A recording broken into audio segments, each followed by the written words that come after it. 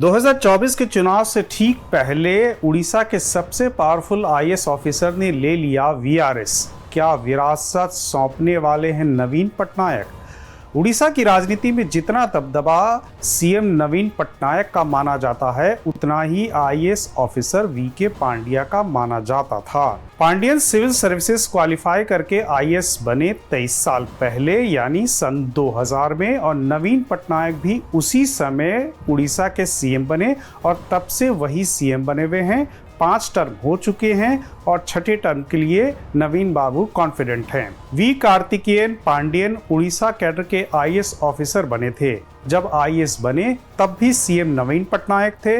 अब जबकि उन्होंने आईएएस की नौकरी वीआरएस लेकर छोड़ दी है, तब भी उड़ीसा के सीएम नवीन पटनायक ही हैं। इस तरह से वीके पांड्यन का आईएएस वाला कैरियर एक ही सीएम के साथ बीत गया, करीब 23 साल का। वीआरएस लेकर भी पांड्यन नवीन पटनायक के साथ रहेंगे, ये एक कैच है। वीआरएस के लिए उन्होंने नोटिस पीरियड भी सर्व नहीं किया और केंद्र सरकार ने वीआरएस अप्रूव कर दिया, और अप्रूवल की नोटिफिकेशन आने के कुछ घंटे के भीतर उनको नवीन पटनायक की सरकार ने कैबिनेट रैंक दे दिया। मतलब अब पांड्यन ब्यूरोक्रेट नहीं रहे, बल्कि उड़ीसा के सारे ब्यूरोक्रेट्स के ऊपर बैठेंगे। उनको पॉलिटिकल पोस्ट दिया है नवीन पटनायक ने।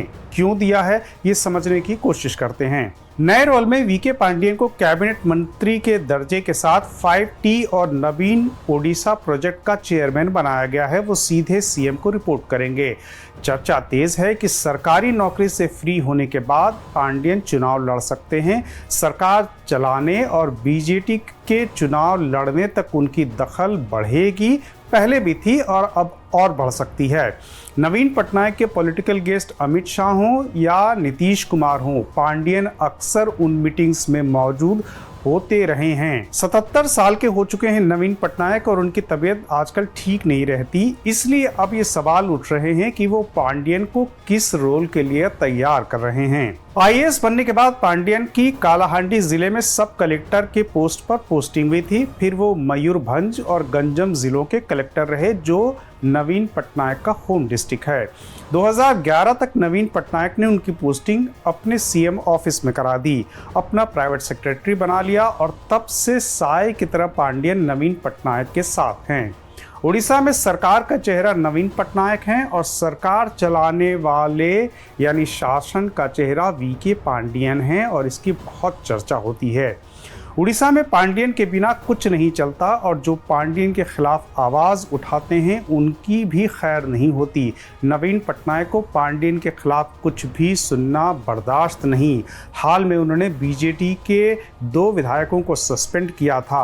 एक विधायक सौम्य रंजन पटनायक, जो बीजेटी के वाइस प्रेसिडेंट भी थे और संवाद अखबार के एडिटर भी थे, उन्होंने वीके पांड्यन के करप्शन को लेकर कुछ छाप दिया था। बिना कारण बताए सौम्य रंजन की पार्टी से छुट्टी हो गई। नवीन पटनायक ने 5वीं बार सीएम बनने पर सबसे बड़ा एक प्रोजेक्ट शुरू किया, 5T। 5T stands for transparency, team work, technology, time and transformation. Orissa में सरकार के सारे कार्यक्रम, डिपार्टमेंट और प्रोजेक्ट के लिए यही फुटप्रिंट है। 5T स्कूल से लेकर अस्पताल, गांव के डेवलपमेंट से लेकर हाईवे प्रोजेक्ट तक सब 5T का हिस्सा हैं। वीआरएस लेने से पहले पांड्यन इसी 5T को एज सेक्रेटरी लीड कर रहे थे। अब वो चेयरमैन बनकर लीड करेंगे। नवीन पटनायक ने ओडिशा में एक नवीन ओडिशा नाम का प्रोजेक्ट शुरू किया है, जिसमें नवीन पटनायक सीधे ग्राम पंचायतों से वीडियो कॉन्फ्रेंसिंग करते हैं। ऑन द स्पॉट गाँव के विकास के लिए 50 लाख रुपए का बजट सैंक्शन हो जाता है विकास के लिए। चुनाव पास आने पर नवीन पटनायक ने जन सुनवाई के लिए एक मैकेनिज्म शुरू किया था, जिसकी निगरानी भी वीके पांड्यन कर रहे थे। उन्होंने सीधे जनता की शिकायतें खुद सुनने के लिए राज्य के दौरे किए, 190 मीटिंग्स की।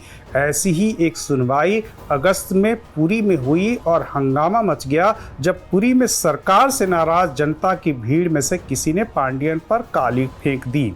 नवीन पटनायक के बारे में यूनिक बात यह है कि वो 5 टर्म सीएम हैं उड़ीसा के, लेकिन उड़िया नहीं बोल पाते।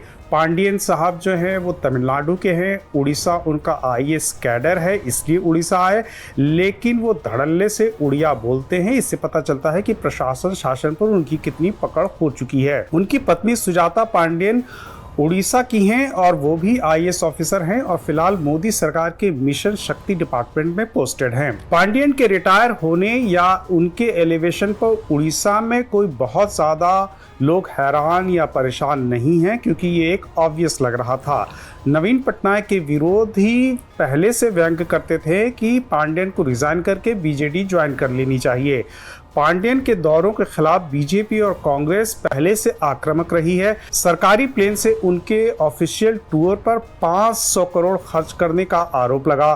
केंद्र सरकार के डीओपीटी डिपार्टमेंट से शिकायत भी की गई कि ये पांडियन के यानी आईएएस के सर्विस रूल्स के खिलाफ है, लेकिन डीओपीटी ने भी उड़ीसा सरकार से बस इतना ही कहा कि देख लीजिए। नवीन पटनायक के संरक्षण से पांडियन न केवल उड़ीसा में पावरफुल बने बल्कि सेलिब्रिटी स्टेटस भी उनका बन चुका है। वो भीड़ के बीच जाते हैं तो लोग उनके साथ सेल्फी लेते हैं। इंस्टाग्राम पर पांडियन एक पॉपुलर ऑफिसर हैं। 1 मिलियन से ज़्यादा फॉलोअर वाले आईएएस ऑफिसर हैं पांडियन। अब तो खैर उनका रोल बदल गया है और अब देखना होगा कि नए रोल में वो किस पोजीशन पर दिखते हैं और नवीन पटनायक ने उनके बारे में क्या सोच रखा है।